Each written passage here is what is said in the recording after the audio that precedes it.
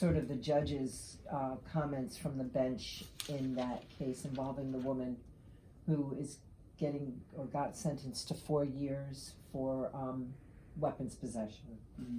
And one of the things that the judge said was, everybody's excuse for having a gun is that everybody else has a gun, and it's got to stop somewhere. Mm-hmm. So I thought that that was a good opportunity to use that as a good opportunity to sort of talk about guns. You've had a lot of convictions in the last few months for weapons possessions. Yes. And you're getting prison time Yes. for those convictions that I'm not sure that we always saw. Right. So I just wanted for you to talk to me a little bit about what this office is doing and what you're sort of seeing on the streets. Well, as you know, during the COVID pandemic, basically in 2020 more so than this year, shootings in Kingston and throughout the county increased at a very high level. And I would hear anecdotally the stories about what was being shot. A lot of times houses were being shot at.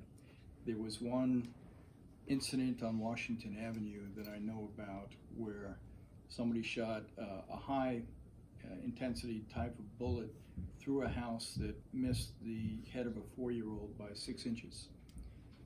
So it was clear to us that there was a real gun pandemic going on in our community, and we needed to address it.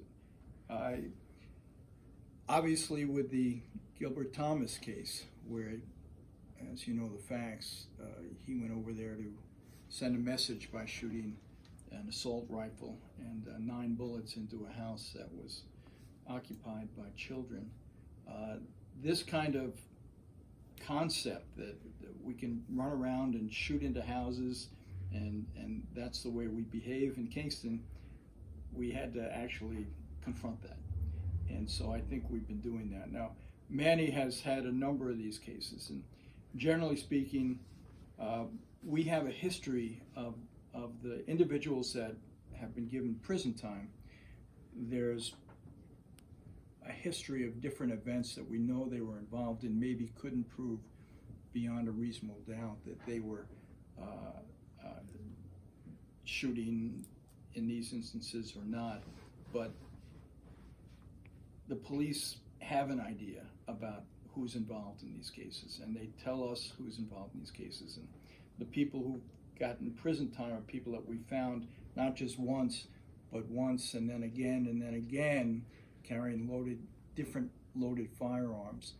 And generally speaking, it's also connected with drug dealing and drugs.